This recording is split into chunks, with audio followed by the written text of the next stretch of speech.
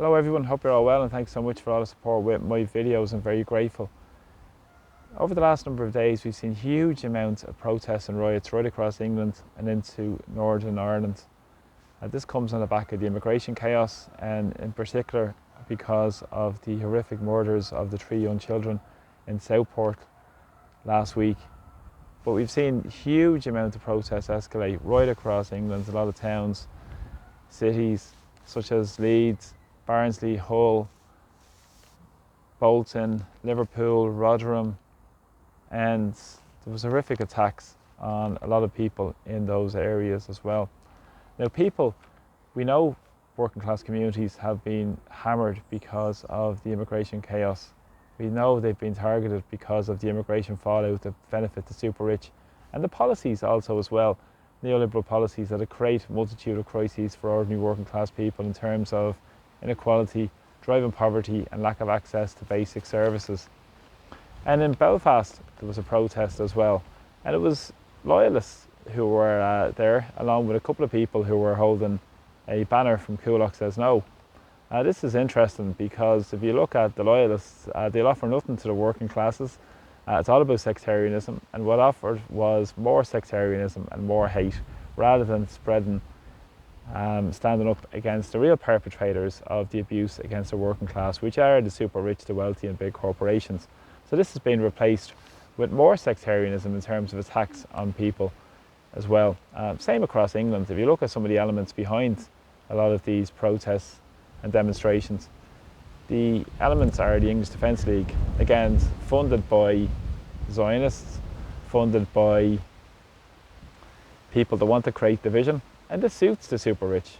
So rather than target people, which is horrific in any way, shape or form, and should be condemned by anybody, in terms of ordinary people being targeted as well, the real perpetrators are the super rich and wealthy, and people should unite against them and have a policy that's fit for purpose across Ireland, much the same as what's happening with England. But who does it play into the hands of? It plays into the hands of the British and Irish governments. This is who it plays into the hands of. Because what's happening is they can push forward with more oppressive policing, more oppressive laws, and lead to more social unrest, because we see the impending economic downturn coming. And also as well, the benefit factors of the immigration fallout are of course the big bosses, because of the cost of labour and huge profits, and to keep accommodation costs high.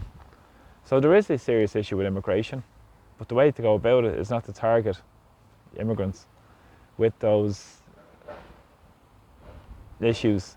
The issue should be surrounded in challenging the political establishment, especially in Ireland, who are completely out of touch, who are completely disconnected from ordinary working class people, and will stand around condemning people left, right and centre rather than engaging with them. But again, it's an excuse used to bring in more oppressive laws, stop the rights to peaceful protest. All this sort of stuff will be used, social media attacks as well, rather than dealing with the underlying systemic crisis. And as I said, many who are pushing this, such as the English Defence League and many others, will offer nothing to the plight of ordinary working class people.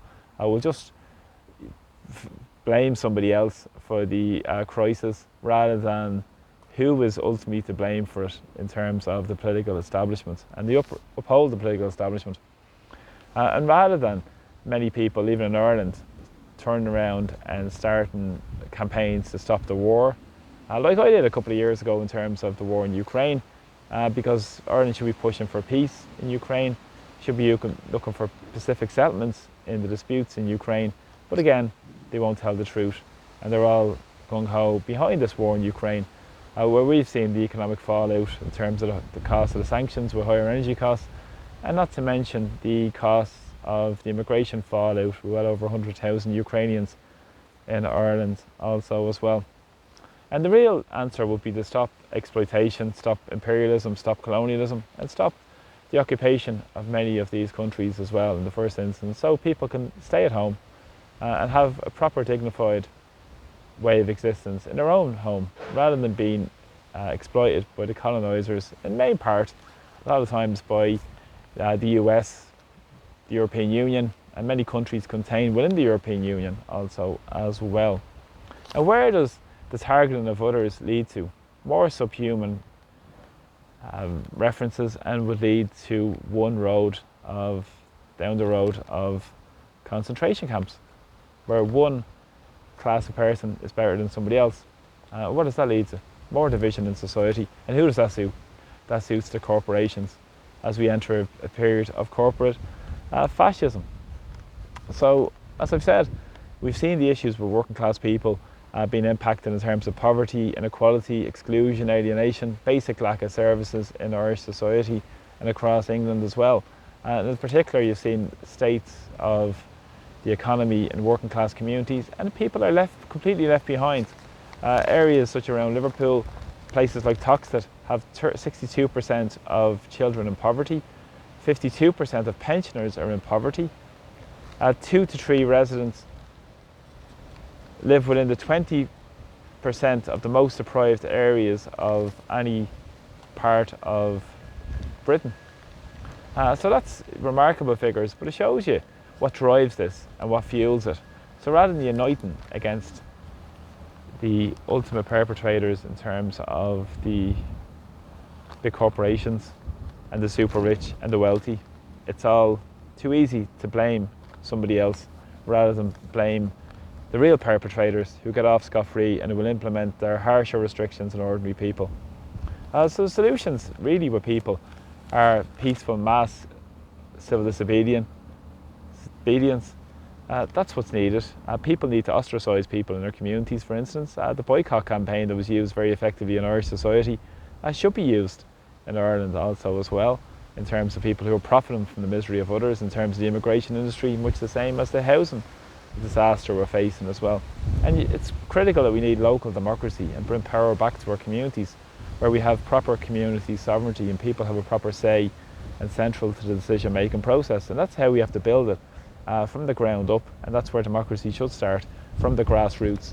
And it's not about looking for some big political figure to save the day, because ultimately who do they represent? They represent some other form of control that would always serve the interests of the wealthy and super rich as well. But of course, these political classes are adept at creating a problem, chaos, and then will come in with their solution. And the solution will be harsher attacks on ordinary working class people's rights. And remember, working class people always struggle for their rights. No right was given without struggle. And famously, Frederick Douglass said, without struggle, there's no progress. And that's critically important to know now, more than ever, especially in the context of our sovereignty, in the context of our independence, and stand up against the real people who are perpetrating this abuse in society. The political establishment in Ireland, both the opposition and the government, who are all standing in lockstep with each other in terms of this chaos that they've created on Irish society, not to mention the European Union in terms of the neoliberal policies, and signing us up to the Migration Pact, not to mention the hate speech bill which is going to come at us as well. And really unite along class lines, along working class people who are the ones who are most impacted because of the immigration fallout.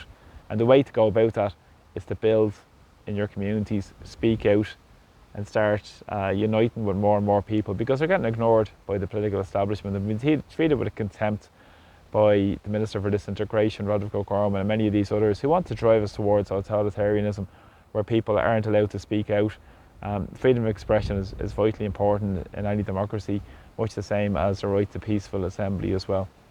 So unite as ordinary people against what's going on. We need policies that's properly managed in terms of the people should have a say in terms of what's going on in their communities.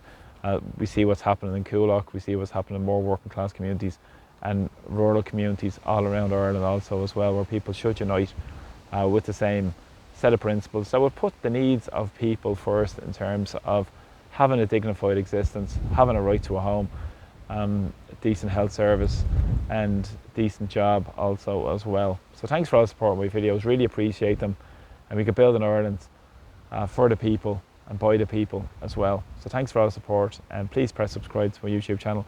Follow me on different platforms also as well, and thanks for the support. Take care. Bye bye.